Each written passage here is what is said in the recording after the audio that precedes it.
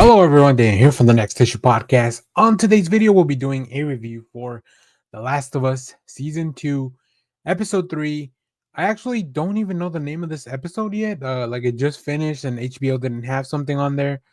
The internet isn't clear on what the name is. I don't know. If you already have the name of the episode, let me know down in the comments and I'll update the video description. How about that? This was, as I expected, a much slower episode.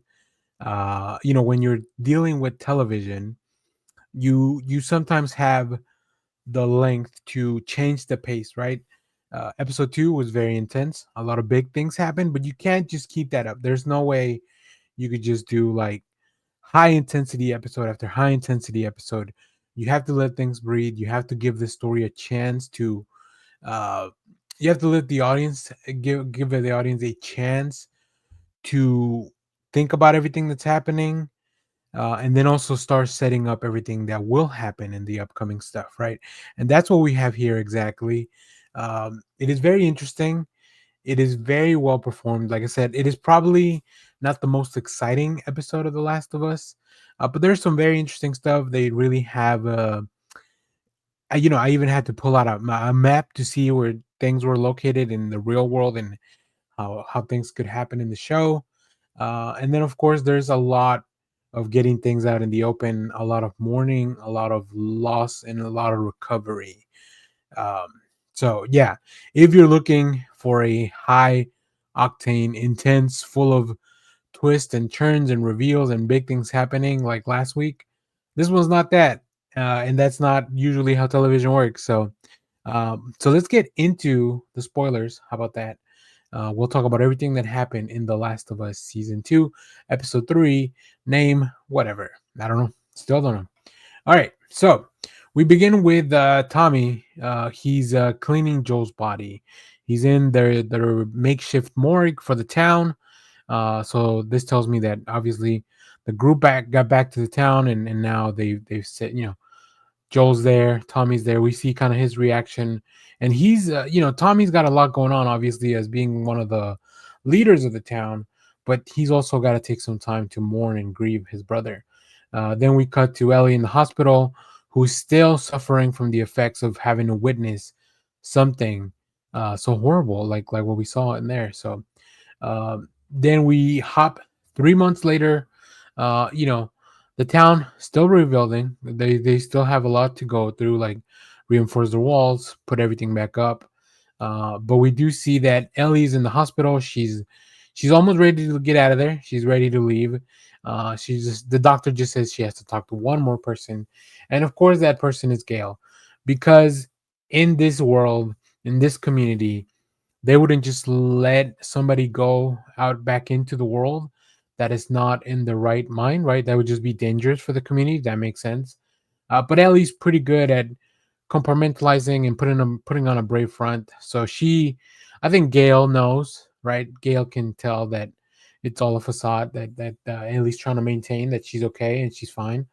Um, but then as we walk out, you see Ellie leaving the hospital and just Bella Ramsey's their expression just their face just drops.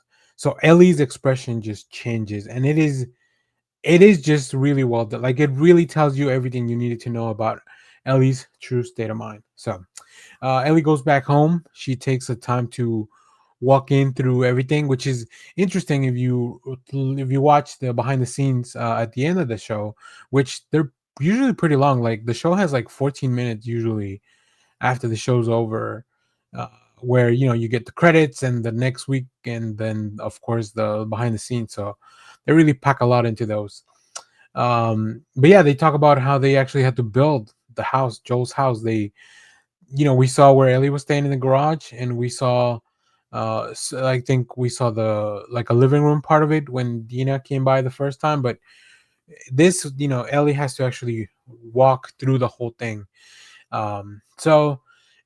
Yeah, she breaks down when she sees Joel's jacket, and of course, like this really catches her off guard. But Dina comes in, she visits, she brings cookies as a peace offering because she's about to make Ellie very mad, or so she claims. she finally fills in Ellie on all the details. She knows who attacked them. She knows who they like. She knows their names. She knows who they are. So obviously, She hadn't told Ellie this because that would, she would probably just want to escape from the hospital, right? So it was for her own good. I think Ellie overall understands. Obviously, Dina and Joel were also very close. So we then take a turn to a different group. Seems like a more type of religious group. It's a small group. They all have cuts in their cheeks from both sides. They talk about a prophet. We don't learn much about them other than they are trying to escape war, whatever that means. We don't know what that exactly entails in this world, but they're trying to escape war. They It looks like the wolves maybe after them, the WLF. uh, then we kind of cut back to the town where Ellie is training. We saw this footage in the last preview where Ellie's just beating up a punching bag. So Jesse's helping her, trying to train and make sure she's physically able, I guess, to continue to do everything she had been doing on the town. And Jesse's on the council now. We do find this out. The council is going to talk about what to do about the people that killed Joel. The proposals to send out a few people to go hunt these people down now that they know.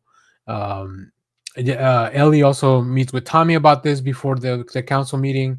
So obviously she's trying to sway the vote, but obviously the council has to do what they think is best for the town, not what is going to give us the most interesting story, right?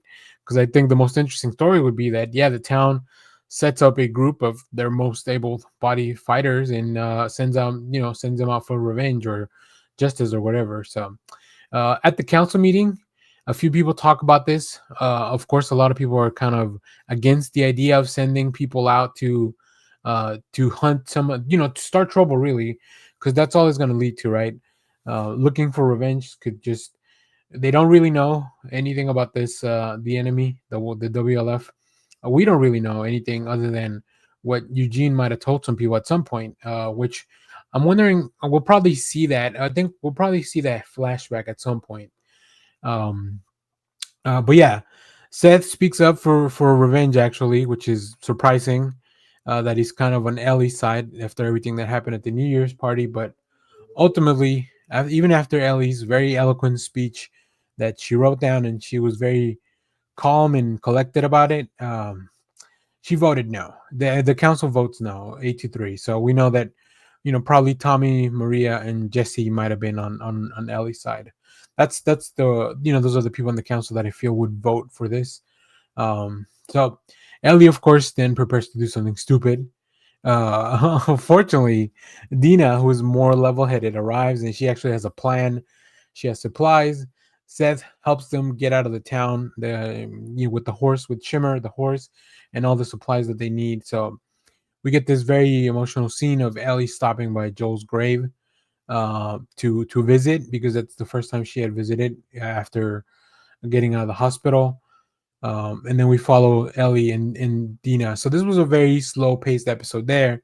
Uh, they camp out for a night. They then run into the group from earlier, but they're all dead. They've all been killed.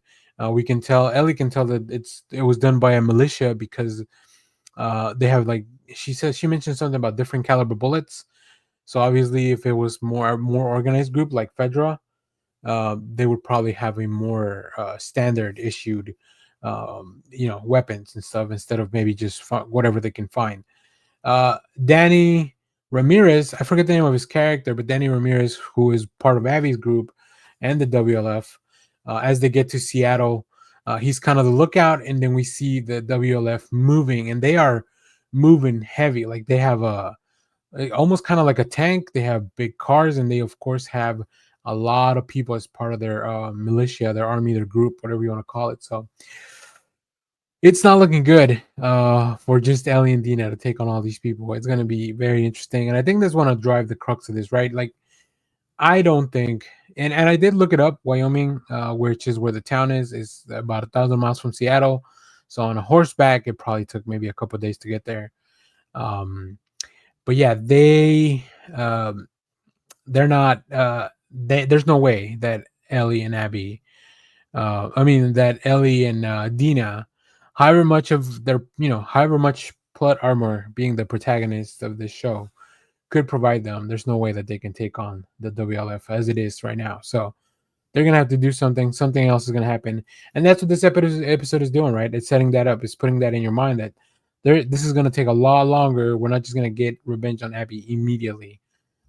So there you have it. If you have seen this episode, let me know what you thought about it down in the comments.